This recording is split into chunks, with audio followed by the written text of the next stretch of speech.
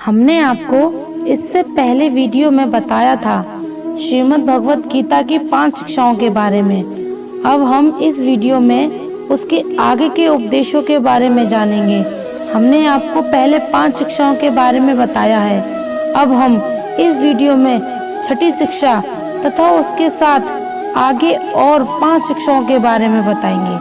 श्रीमद् भगवत गीता की 6ठी शिक्षा ये है कि जिंदगी में जब भी कोई मुश्किल आए, ना कोई आपका साथ दे, आप अकेले पड़ जाएं, तो ऐसे मुश्किल वक्त में ईश्वर से प्रार्थना जरूर करें। श्री कृष्ण ने अर्जुन से कहा, जो इंसान मुझ पे डिपेंड हो जाता है उसकी हर जरूरत मैं पूरी करता हूँ। उसकी हर तकलीफ को दूर करने में मैं उसकी मदद करता हूँ।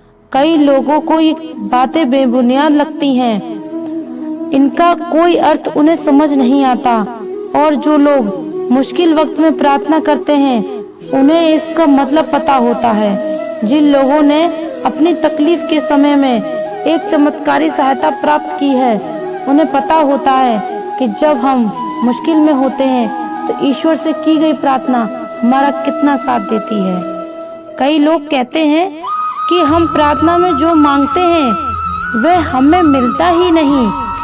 आप प्रार्थना कर रहे हो या भीख मांग रहे हो? प्रार्थना का मतलब होता है कि ईश्वर मुझे शक्ति दो ताकि मैं अपने दुखों से लड़ पाऊं, अपने दुख से बाहर निकल पाऊं। जब हमें मुश्किल में होते हैं और कोई बाहर वाला आकर हमारी मदद करता है, फिर हम कहते हैं पता नहीं कहां से आया और हमारी मदद करके चला गया। यही होता है ईश्वर से की गई प्रार्थना का फल। जब ईश्वर किसी न किसी रूप में आपकी सहायता करता है। भगवत गीता की 7वीं शिक्षा वो बहुत प्रसिद्ध है। इसे सब लोग कहते सुनते रहते हैं, लेकिन उसका अर्थ किसी को समझ नहीं आता कि कर्म करो, फल की चिंता मत करो। इसका मतलब ये नहीं कि जो मन में आए करते रहो और कहो कि होगा देखा जाएगा, अभी तो मजे ले लो। गीता में ही तो लिखा है कर्म करो, फल की चिंता मत करो। लेकिन इस शिक्षा का ये मतलब नहीं, और ना ही शिक्षा का ये मतलब है कि आप किसी काम को लगातार करते रहो, चाहे उसका रिजल्ट निकले या ना निकले। भगवत गीता का 8वां उपदेश ये है कि नेगेटिव लोगों की बातों पे कभी डिपेंड नहीं होना चाहिए। जो लोग हमेशा नेगेटिव ही बोलते हैं, नेगेटिव ही सोचते हैं, ऐसे लोगों के साथ कभी नहीं रहना चाहिए।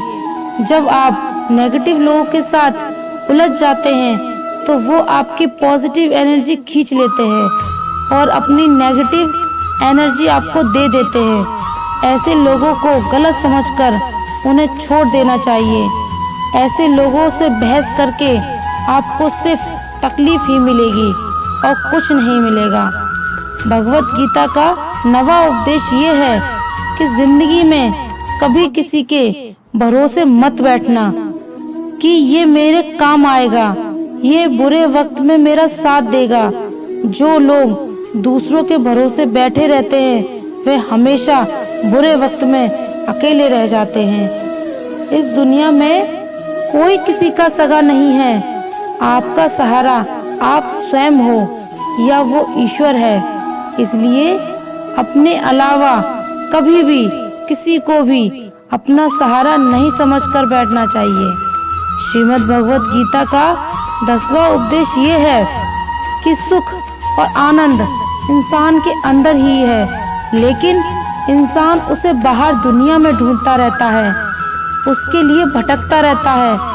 कहते हैं कि हिरण की नाभि में कस्तूरी होती है, जिसमें से बहुत सुंदर सुगंध निकलती है, और उसे समझ नहीं आता कि ये खुशबू आ कहां से रही है। वो पूरे जंगल में भटकता रहता है, उसे वो खुशबू कहीं बाहर से नहीं मिलती, क्योंकि वो बाहर है ही नहीं, वो उसके अंदर ही है। ऐसे ही जब आप सुख होते हैं तो वो सुख आपके अंदर से आता है, ना कि कहीं बाहर से। अगर आप ये समझ लेंगे कि आपका सुख आपके अंदर ही आता है, तो आप उस सुख को पाने के लिए भार भटकना ही छोड़ देंगे। इसके आगे के उपदेशों के बारे में हम भगवत गीता के उपदेश भाग 3 में बताएंगे।